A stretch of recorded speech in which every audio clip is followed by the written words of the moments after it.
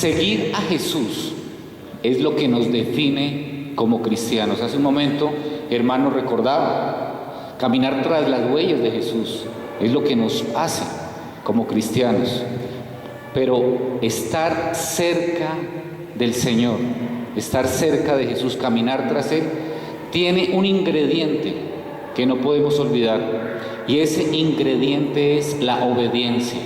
Hay que obedecer al Señor. Hace unos días mi esposita en el tiempo de oración estaba hablando de caminar tras las huellas de Jesús. Es como que Él va caminando y nosotros vamos poniendo nuestros pies sobre las huellas que Él va dejando, como cuando va caminando sobre la arena.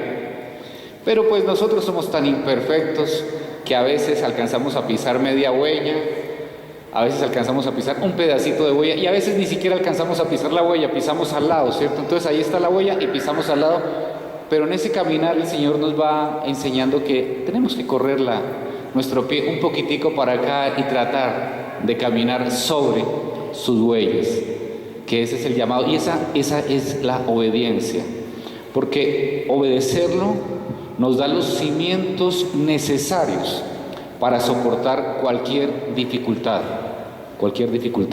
que podamos tener.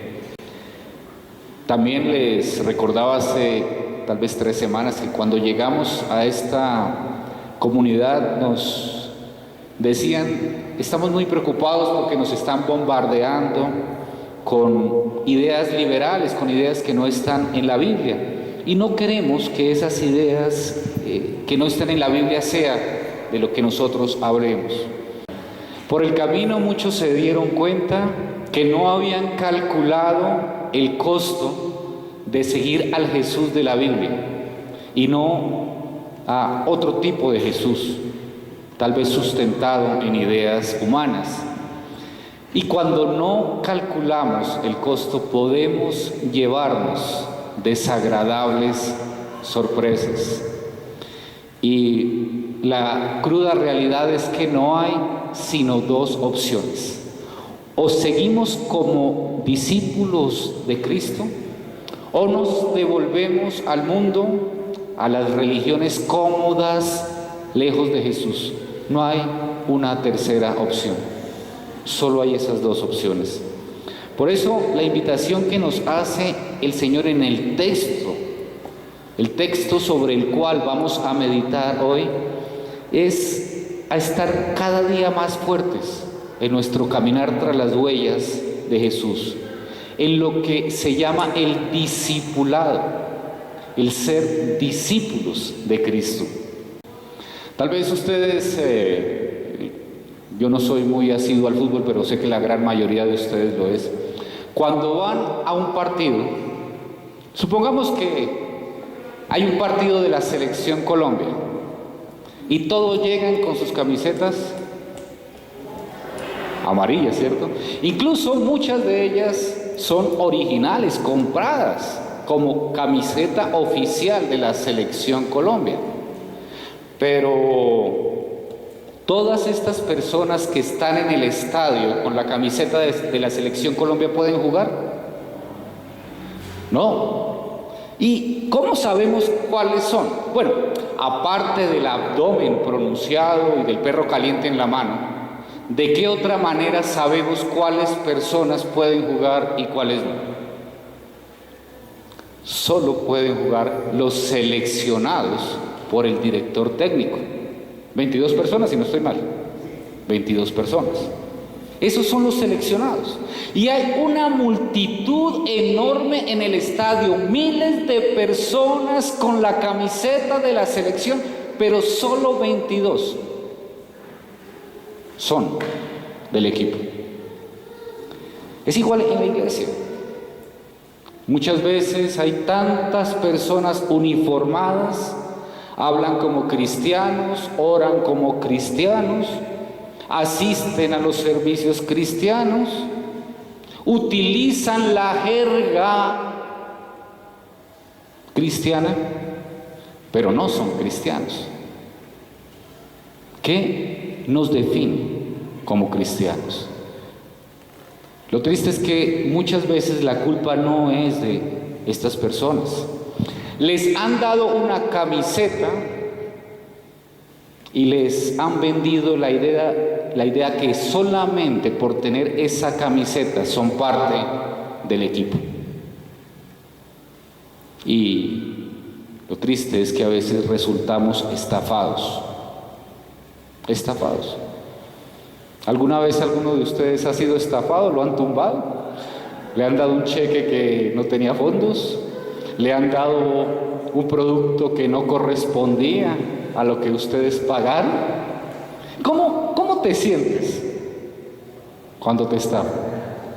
Es triste. Hay como un sentimiento de vacío, de impotencia. ¿Cómo te sientes cuando estafan a una persona que amas? Es duro. Y cuando esa persona tal vez es un niño, tal vez tu hijo, tu sobrino. Yo recuerdo una vez que me contaron que a un niño unas personas se acercaron a él estaba en su bicicleta nueva y le dijeron: bájate de la bicicleta y si vas hasta la esquina y regresas corriendo en menos de un minuto te damos esta bolsa de dulces. El niño dijo claro, dejó la bicicleta, se fue corriendo, regresó. Cuando regresó, ni bolsa de dulces ni bicicleta.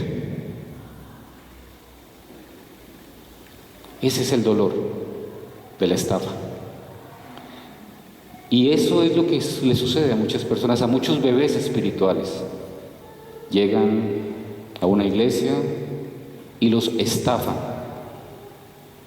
porque no les enseñan la Biblia, porque no les enseñan qué es caminar tras las huellas de Jesús.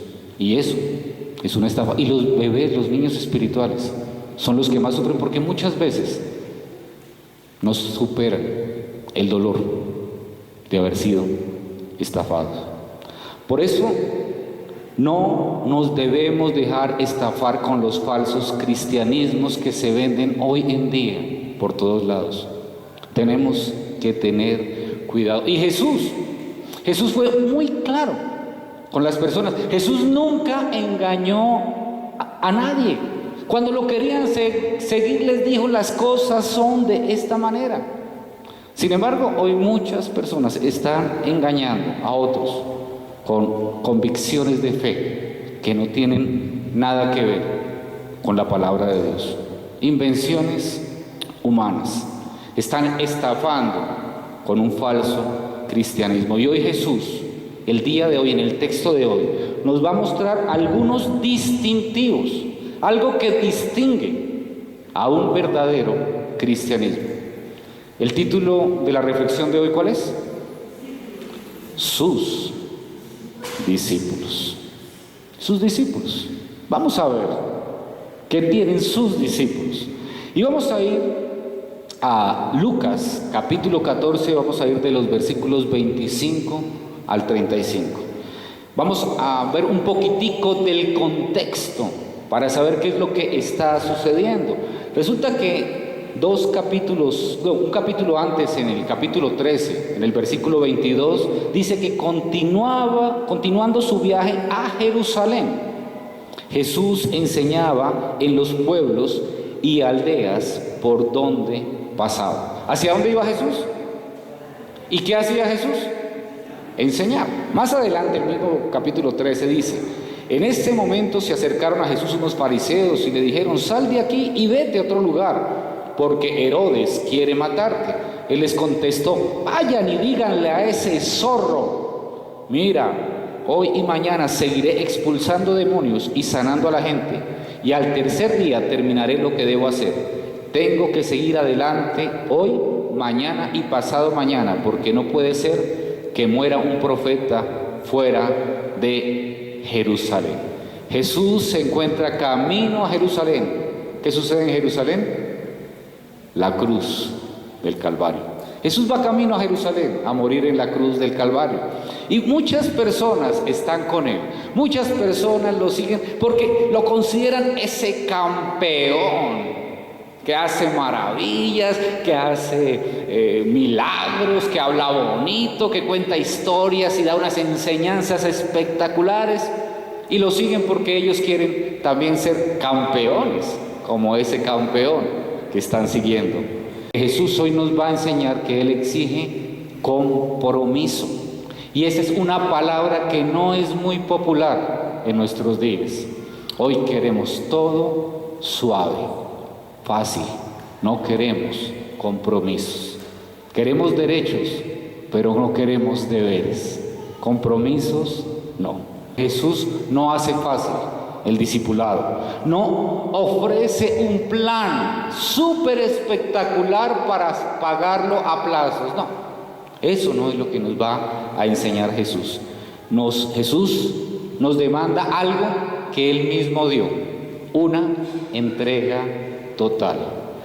No queremos comprometernos con un verdadero discipulado.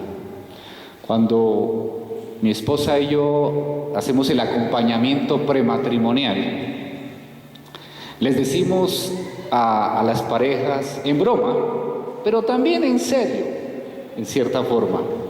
Les decimos, vamos a hacer todo lo posible para desanimarlos, para que no terminen casándose.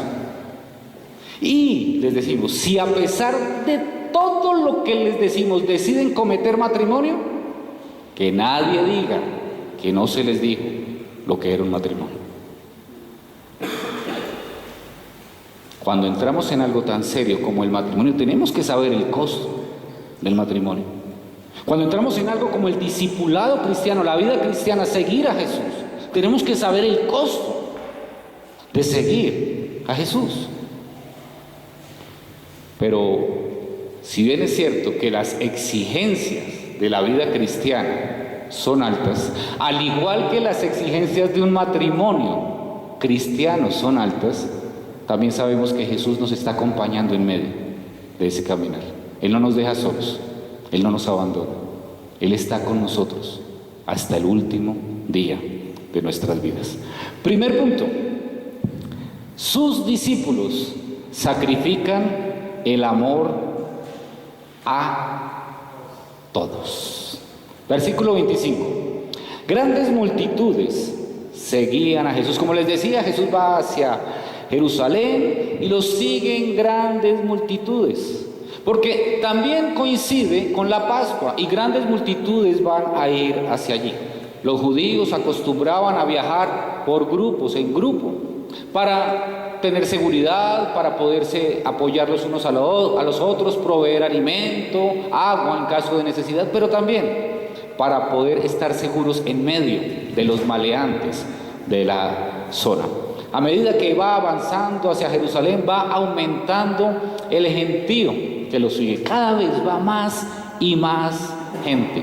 Y en medio de esa multitud había personas con diferentes expectativas. A algunos les encantaba escuchar las historias de Jesús, a otros estaban convencidos que Jesús es un gran profeta. Dios mandó a este hombre para enseñarnos acerca de Dios. Otros se preguntaban, ¿será posible que Él sea el Mesías? Y otros estaban llenos de entusiasmo por todo lo que hacía y decían, no, este hombre es espectacular, yo lo quiero seguir, vale la pena seguir. No hay momento aburrido mientras camino con él. Dice a continuación, y él se volvió y les dijo. Y esto es algo que no solamente lo hace Jesús en esta ocasión, en Juan también lo vemos. Están las multitudes siguiéndolo y él como que se voltea y dice, un momento, mucho entusiasmo, mucha alegría, pero tenemos que hablar seriamente. Porque Jesús no busca multitudes, Jesús busca discípulos, que es diferente. Él en 2 ocasiones detiene las multitudes y les dice, no. Incluso en Juan la gente se devuelve y solo quedan unos pocos, sus apóstoles queridos. Y él se voltea y les dice, ¿y ustedes no se quieren ir también? Yo no los detengo, si quieren váyanse también. Porque Jesús busca discípulos, no multitudes. Y a continuación, Jesús les va a decir una verdad muy dura, que seguramente va a redundar en que al final muchos de los que están allí tan entusiasmados terminen diciendo, creo que ya mejor no. Versículo 26, voy a tomar el principio del versículo y el final y después vamos a ir al centro. Comienza diciendo el versículo 26, si alguno viene a mí, después viene una condición y termina diciendo, no puede ser mi discípulo. Y si alguno viene a mí, quiere decir cualquiera que venga a mí, todo el que venga a mí. Esto no es para unos pocos, la puerta está abierta. Si alguno, el que quiera, viene a mí, condición, no puede ser mi discípulo. Porque muchas personas van tras Jesús, muchas personas iban tras Jesús, muchos creían intelectualmente en las promesas del Señor.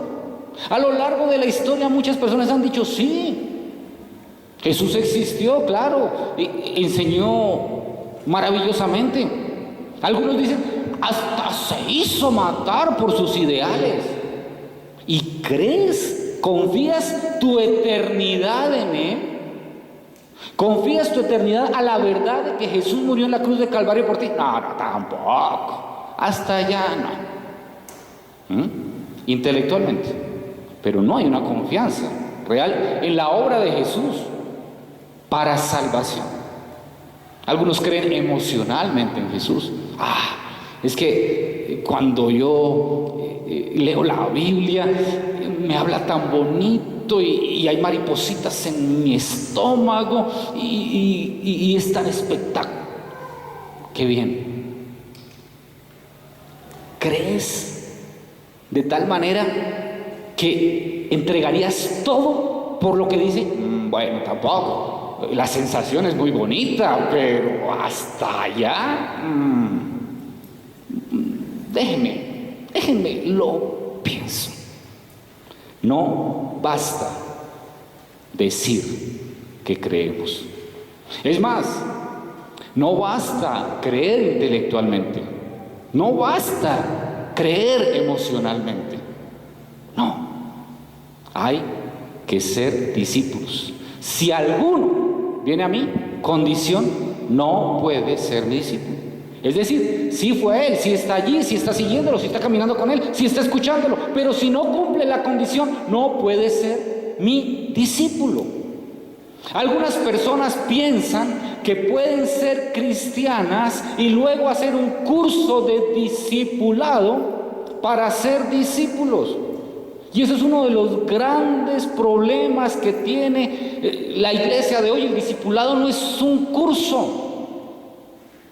No lo es. Hechos 11:26 nos aclara esto. Dice, fue en Antioquía donde a los discípulos se les llamó cristianos por primera vez. Es decir, uno no es cristiano y después se hace discípulo. Un discípulo es llamado cristiano. Ese es el orden. Yo no puedo ser cristiano sin ser discípulo, porque soy discípulo me llaman cristiano. Porque me porto como discípulo, porque camino como discípulo, porque pienso como discípulo, porque mi vida es la de un discípulo, puedo decir que soy cristiano. Ese es el orden. Jesús no manda en su gran comisión a hacer cristianos, manda a hacer discípulos. Vayan a todas las naciones y hagan discípulos. Y los llamarán cristianos a esos discípulos. El discipulado es la vida misma caminando con Jesús. El discipulado es la vida misma caminando tras las huellas de Jesús. Ese es el discipulado. Tropezándonos, volviéndonos a levantar de la mano del Señor, luchando con la palabra, luchando con nosotros mismos para decir, sí, estoy caminando tras las huellas de Jesús. Ahora vamos al centro de este versículo. Dice, si alguno viene a mí y no sacrifica el amor a su padre y a su madre, a su esposa y a sus hijos, a sus hermanos y a sus hermanas. No puede ser mi discípulo. Y este versículo no nos gusta. Este versículo no baja fácil. No. Y menos en una sociedad como la nuestra, ¿no? Donde enaltecemos de una manera a la familia, que claro, el Señor quiere que amemos a la familia. Pero es que Jesús nos está pidiendo un compromiso que se eleva sobre todo compromiso. Mi compromiso con el Señor tiene que estar por encima de mi compromiso con mis padres, de mi compromiso con mis hijos, de mi compromiso con mi esposa. Mi esposa es tan radical que el día que yo la ponga a ella sobre el Señor, me las veo con ella fuerte. Ella no puede estar por encima del Señor para mí. Y es muy radical en eso.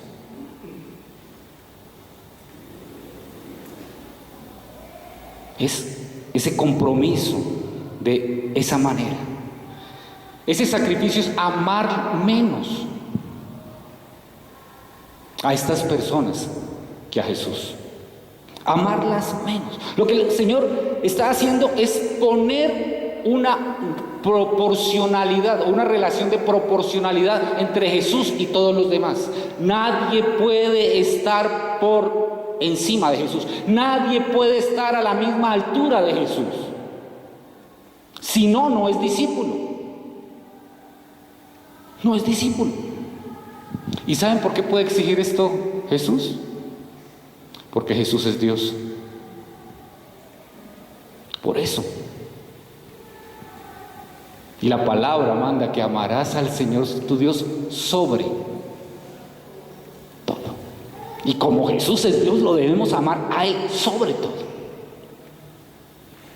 En Mateo 10, Jesús es más claro, más contundente. Dice de esta manera. Mateo 10:32.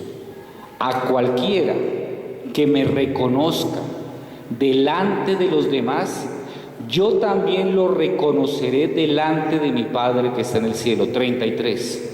Pero a cualquiera que me desconozca delante de los demás, yo también lo desconoceré delante de mi Padre que está en el cielo. Y miren lo que dice el 34, que nos gusta menos que el que acabamos de leer. No crean que he venido a traer paz a la tierra. No vine a traer paz, sino espada. Porque he venido a poner en conflicto al hombre contra su padre, a la hija contra su madre, a la nuera contra su suegra.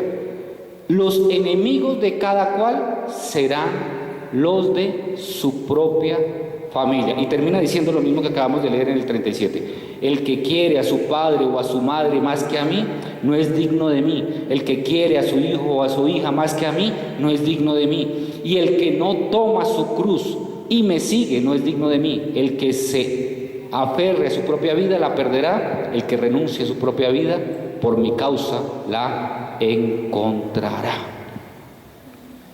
Cuando alguien se convierte en un discípulo de Jesús y otra persona de su familia no lo es, ¿qué es lo primero que viene? Conflicto. Porque nuestra cosmovisión cambia, porque nuestros valores cambian. Porque en el momento de ir a hacer un negocio con el hermano que no es discípulo, él va a decir, no, pero pasémosle una platica al otro para que nos pongan la luz mientras podemos pagar el recibo. Y el cristiano, ¿qué va a decir? No, tenemos que hacer las cosas al derecho, rectamente, y van a pelear. Sí ve, por usted estar con sus cosas cristianas, no podemos hacer nada, no podemos hacer un negocio, no podemos hablar. Aquí hay una familia que se congrega con nosotros. Es una familia que es muy numerosa. Y cuando una familia es muy numerosa no alcanza ninguna plata. Siempre uno vive colgado. Esa familia la ayudaban los abuelos de la familia y algunos primos para completarles para los gastos.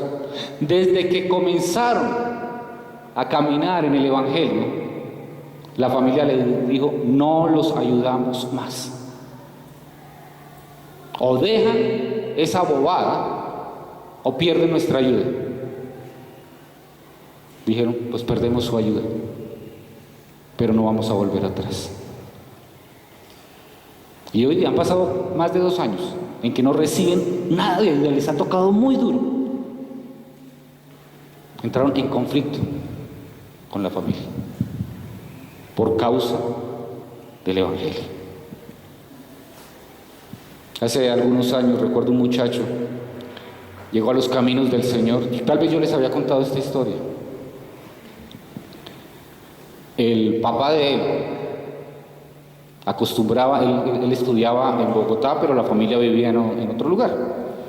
El papá de él acostumbraba que cada vez que volvía de vacaciones, para festejar su regreso a casa, lo llevaba donde las prostitutas. Conoce del Evangelio y estaba hablando con el pastor y le decía: yo no sé qué voy a hacer. Yo sé que cuando llegue a casa mi papá me va a invitar a un prostíbulo y yo le tengo que decir que no, pero pues es mi papá. ¿Y qué hago? Dile que lo honras, que lo obedeces, pero todo en el Señor. Que lo que no es del Señor tú no lo vas a hacer. Así fue, el papá se puso furioso, duraron un buen tiempo en que el papá no quería, prácticamente lo desconoció. Ya con el tiempo las cosas cambiaron, pero entró en conflicto con la familia.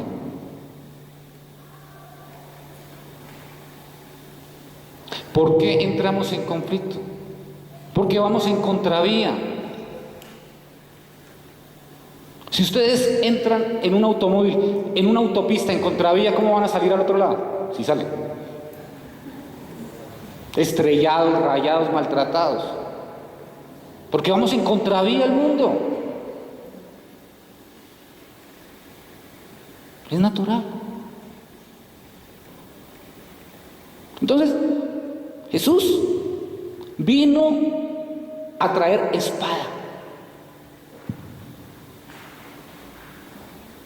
Y a veces nos dicen: ay, pero es que ¿cómo puede ser posible que las familias se dividan por causa del Evangelio? Pues es que Jesús lo dice.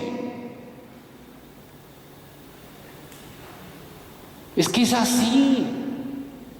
Ay, que se están peleando los hermanos. Es que Jesús lo dice. Yo vine a traer espada, no paz. Amigos de toda la vida y ahora no se habla. Jesús lo dice.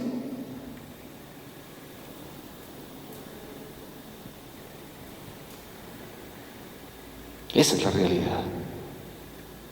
Pero no solamente nos pide tener a Jesús sobre la familia, dice: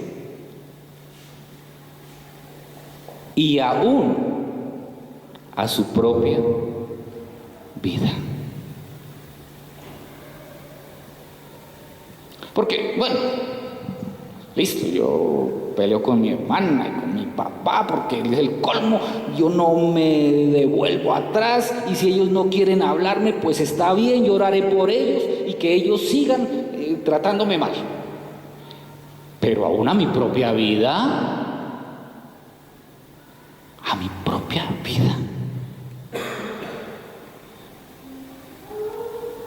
el autosacrificio es un riesgo permanente,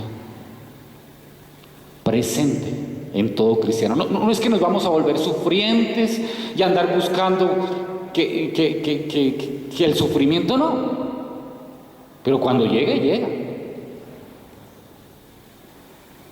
Y lo tenemos que asumir.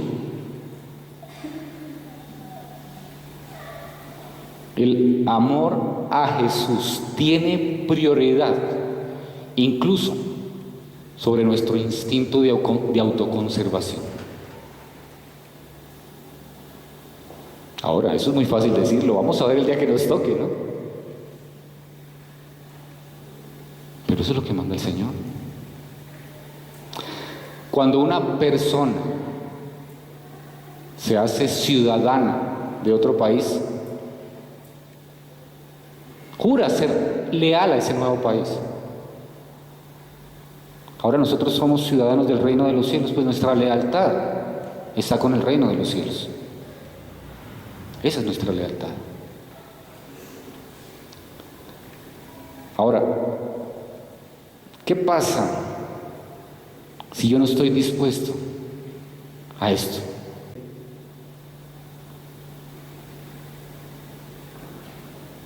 Dice, no puede ser mi discípulo.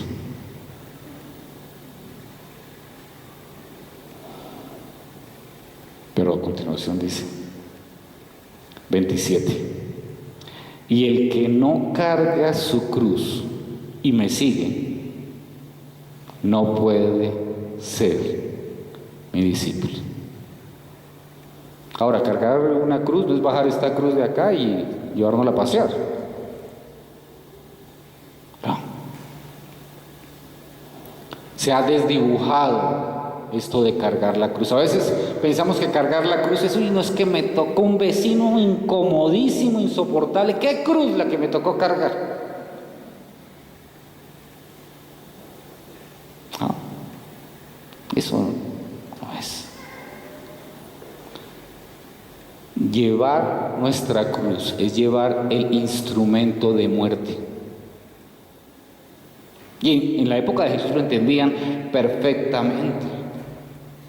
Cuando alguien estaba llevando una cruz a cuestas, esa persona a pocos minutos estaría muerta. Mejor dicho, era un muerto caminante, un muerto cargando una cruz, porque ya no le quedaban sino unos pocos minutos de vida.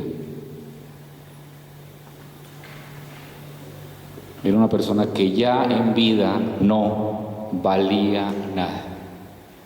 Apenas unos años después, la iglesia lo sintió completamente, cuando muchos cristianos fueron a la cruz a morir por causa del evangelio. Eso es la cruz. La persona que espera un discipulado superficial, despreocupado, no quiere escuchar esto de cargar la cruz. No quiere escuchar esto de que usted está muerto.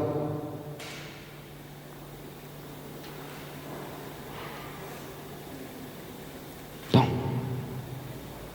Pero para un verdadero discípulo, estas palabras le dan sentido a su caminar tras las huellas de Jesús.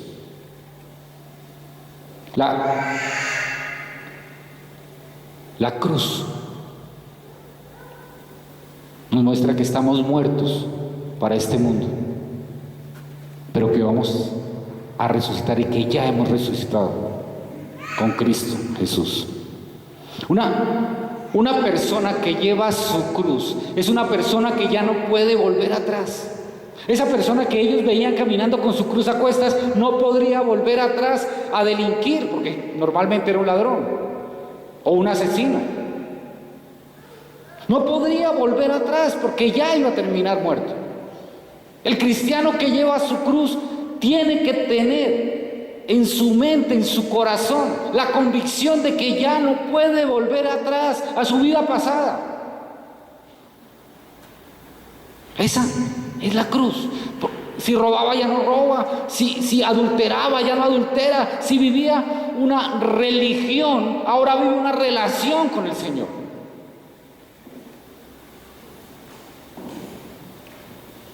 Esa es la cruz.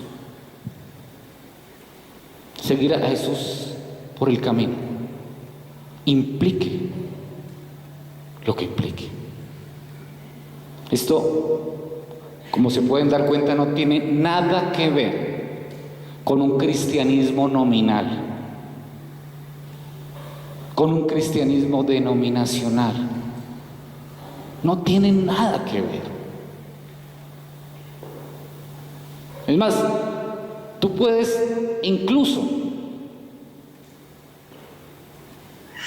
ser la persona más anónima dentro de la congregación y ser un discípulo de verdad.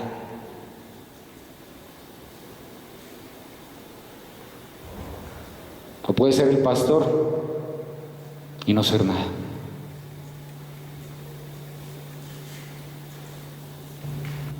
Punto 2. Sus discípulos calculan y terminan bien. Entonces ya Jesús nos acaba de enseñar sobre las condiciones del discipulado y ahora nos va a enseñar qué es lo que hay que tener en cuenta para ser discípulo de Jesús. Versículo 28.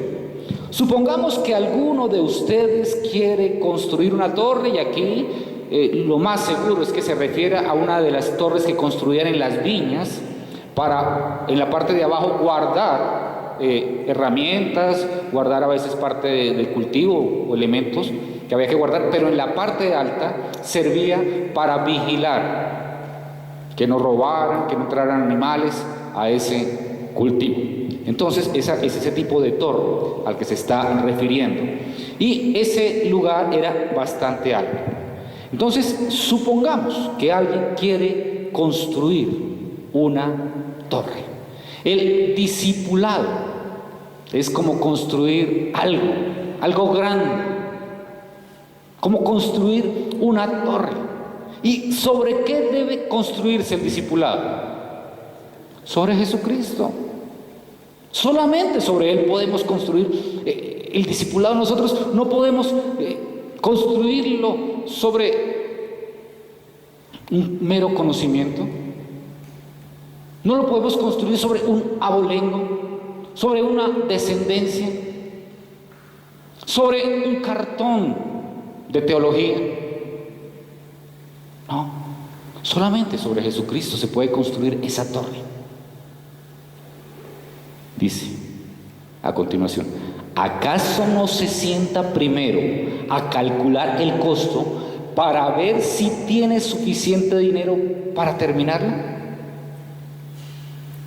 Y aquí lo que le está diciendo Jesús a estas personas que están tan entusiasmadas siguiéndolo es: ¿ustedes hicieron cálculos del costo de seguirme? ¿Ustedes realmente saben en lo que están entrando? ¿O están entrando en una vida cristiana a la loca, sin saber qué es esto?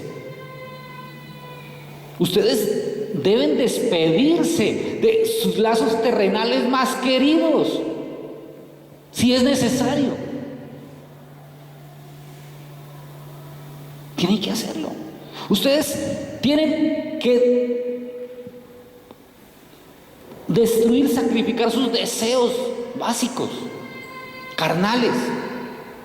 Ustedes tienen que subordinar todas sus expectativas terrenales a lo que el maestro les diga.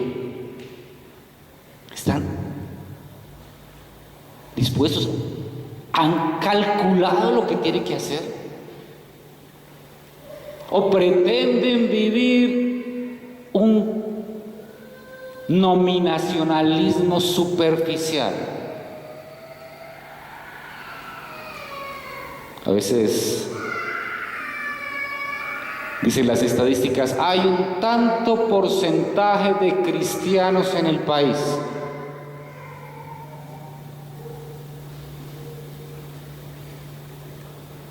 Si fuera así de real, el país habría cambiado.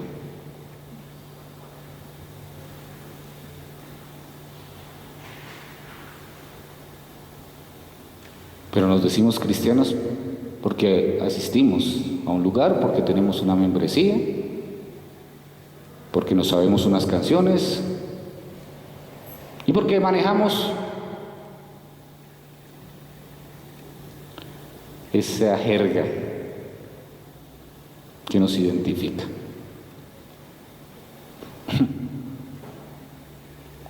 Si realmente la mitad de lo que dicen las estadísticas fuéramos realmente discípulos, este país sería otro.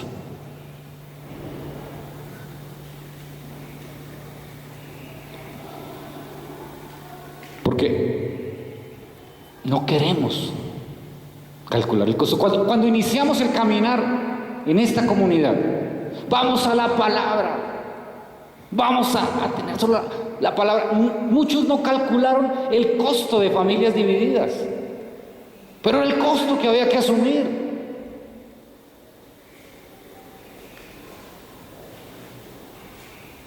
Tal vez si hubiéramos hecho cálculos antes, algunos hubieran dicho, uy, mejor no. Mejor no.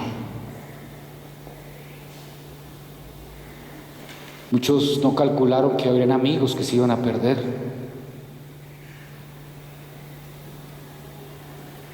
Yo en este trayecto he perdido amigos. Y amigos de muchos años.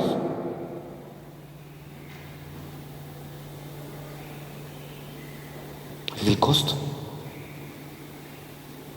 Ese es el costo.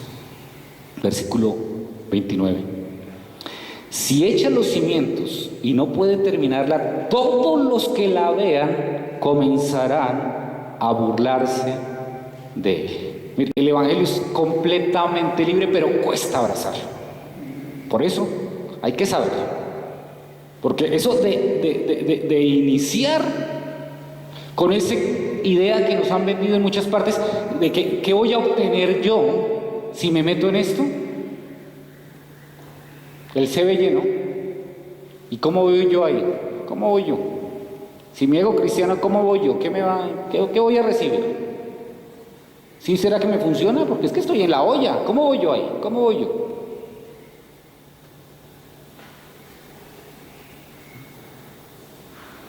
¿Qué obtengo?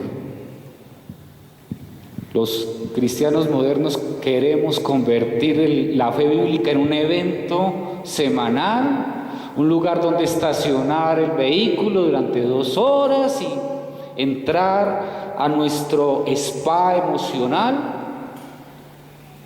o a nuestro tecnicentro religioso para que salir ajustaditos.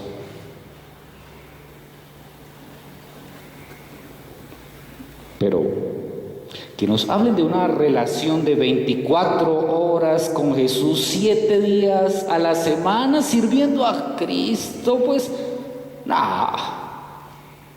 eso no. Y terminamos dándole al Señor las obras de nuestras vidas tan ocupadas.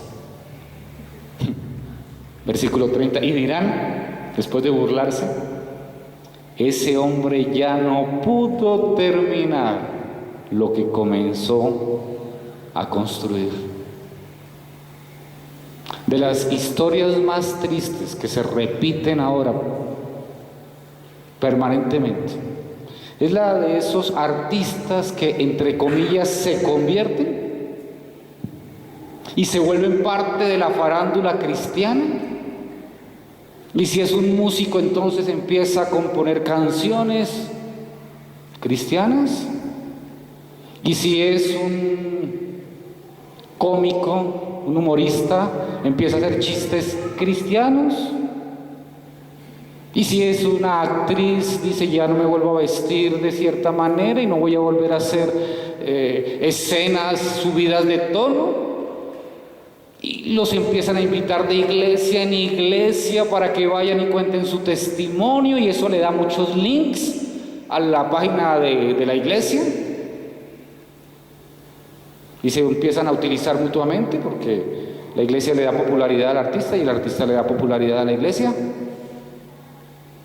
Pasa el tiempo y el artista ve que sus ventas bajaron, que sus discos ya no se venden igual. El humorista ve que ya no lo contratan de la misma manera porque sus chistes zanahorios ya no gustan. La actriz volvió a los mismos escotes de antes y a las mismas escenas de antes. ¿Y qué van a decir? No pudo terminar lo que comenzó a construir.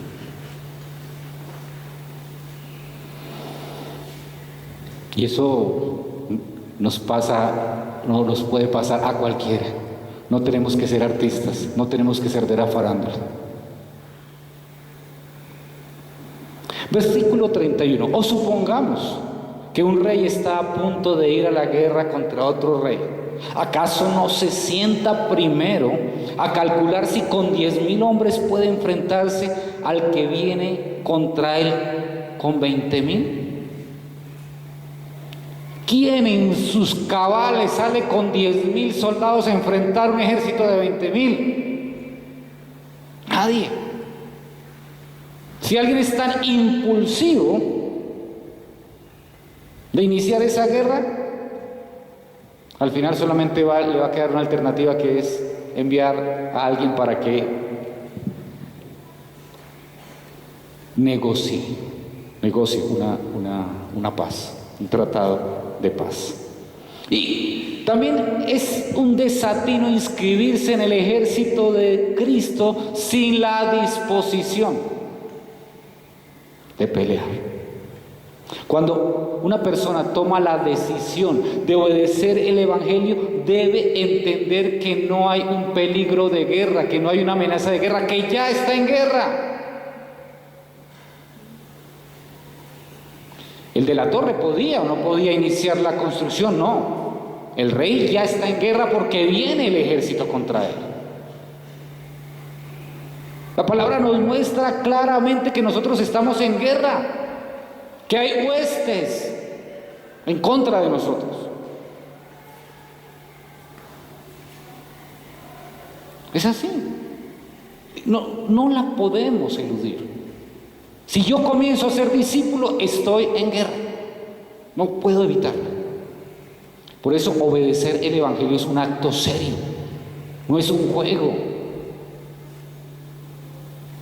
No es jugar al cristiano. No es hacer una oración de fe y seguir la vida como si nada. Es serio. Porque después de que tú tomas la decisión de seguir a Cristo, hay consecuencias. Hay consecuencias. Y es cuando tú tienes que saber que los miembros de tu familia no van a reaccionar todos de una manera jovial. Muchos te van a señalar y te van a rechazar. De pronto en el trabajo te va a afectar. Cuando te pidan que hagas un negocio chueco y tú te niegues y vas a tener que terminar afuera.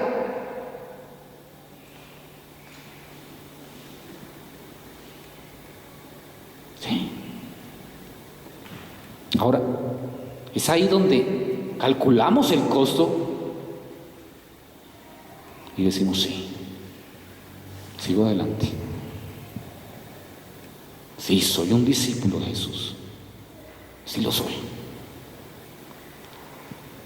Si no puede, enviará dice el 32, enviará una delegación mientras el otro está todavía lejos para pedir condiciones de paz. Mire, dejar de luchar y pedir condiciones de paz para que nuestro discipulado sea más suavecito es vergonzoso. Eso es vergonzoso.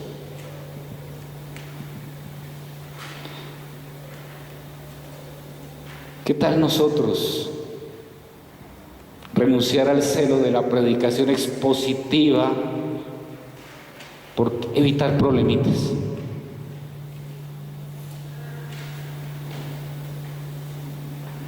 Sería vergonzoso, realmente. Punto 3, ya para terminar. Sus discípulos son salvos. Bueno, versículo 33. De la misma manera, cualquiera de ustedes que no renuncia a todos sus bienes no puede ser mi discípulo. A veces la gente dice, no, pero es que yo renuncié al cigarrillo, renuncié a las drogas, renuncié al alcohol, renuncié a las malas palabras, renuncié a la amiguita aquella de los fines de semana. No, Jesús va mucho más allá. Y para no explicar tanto, vamos a ver qué es lo que dice Pablo al respecto. Filipenses 3 del 7, del 7 al 11 no lo dice clarito. Dice Pablo: sin embargo, todo aquello que para mí era ganancia, ahora lo considero pérdida por causa de Cristo. Es más, todo lo considero pérdida por razón del incomparable valor de conocer a Cristo Jesús, mi Señor. Por Él lo he perdido todo y lo tengo por estiércol, a fin de ganar a Cristo y encontrarme unido a Él. No quiero mi propia justicia que procede de la ley, sino que se obtiene mediante la fe en Cristo, la justicia que procede de Dios basada en la fe. Lo he perdido todo a fin de conocer a Cristo, experimentar el poder que se manifestó en su resurrección, participar en sus sufrimientos y llegar a ser semejante a Él en su muerte. Así espero alcanzar la resurrección de entre los muertos. Todo lo considero como estiércol. Esto es renunciar incluso a pensar que por renunciar hago puntos con Dios. Es que yo renuncié a esto. Ah, Señor, como yo renuncié estoy haciendo puntos con Dios. No, renuncia a ese pensamiento también. Renuncia a ese pensamiento. No podemos pensar así. Yo renuncio a mi pensamiento que por renunciar estoy haciendo algo bueno. Versículo 34. La sal es buena, pero se vuelve insípida. Pero si se vuelve insípida, ¿cómo recuperará el sabor? Y Jesús termina esta enseñanza ilustrando la realidad de aquel que dice ser un discípulo, pero no está dispuesto a pagar el precio que exige el discipulado. ¿Qué hace una persona que dice soy cristiano, voy a seguir a Cristo, pero termina renunciando al costo? Se vuelve como sal insípida que pierde su razón de ser. Una persona que quiere ser discípulo de Jesús, pero no está dispuesto a aceptar las exigencias que Jesús le hace, no puede salar al mundo, no puede hacer su labor en el mundo. Es imposible, porque tú o vives como discípulo o vives como las personas del mundo. No se pueden hacer las dos cosas al tiempo. No se puede vivir de las dos maneras al tiempo. No puede salir agua dulce y agua amarga de la misma fuente. Es imposible. O se es o no se es. Por eso dice el versículo 35, con este terminamos. No sirve ni para la tierra, ni para el abono. Hay que tirarla afuera. El que tenga oídos para oír, que oiga. No sirve para nada. Y es muy triste que nosotros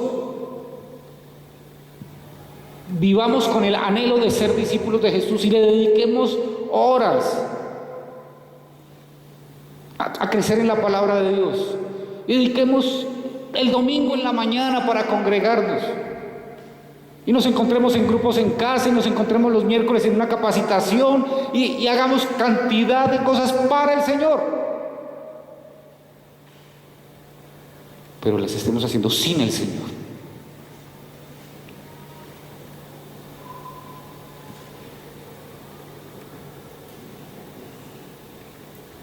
Y terminamos sirviendo a la obra del Señor y olvidando al Señor de la obra.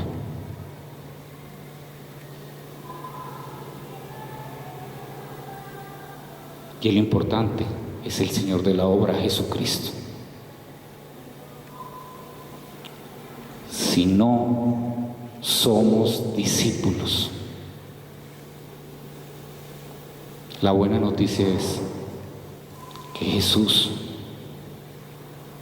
está con sus brazos abiertos, diciéndote, vamos a seguir,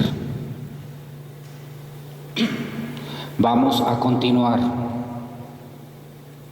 Yo estoy contigo, mi Espíritu Santo está en ti y no te voy a abandonar hasta el último día.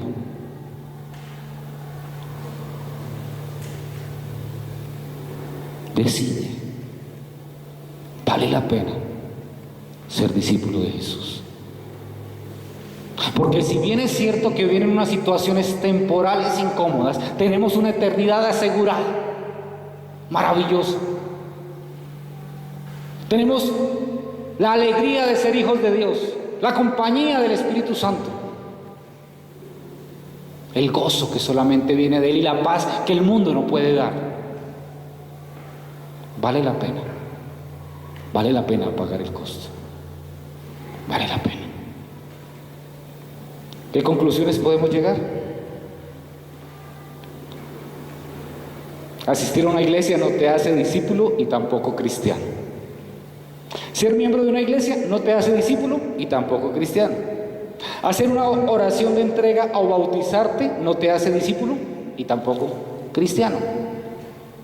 Un discípulo se hace por la fe en la obra de Jesucristo revelada en la palabra de Dios, por la gracia de Dios.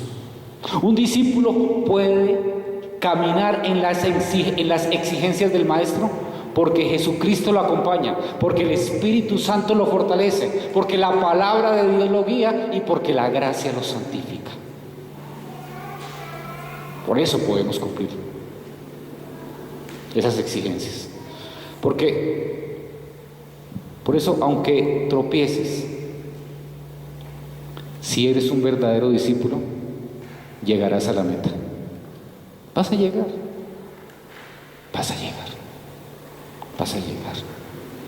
Si no somos fieles, Él se mantiene fiel. ¿Por qué? Porque Él no puede faltar a su promesa.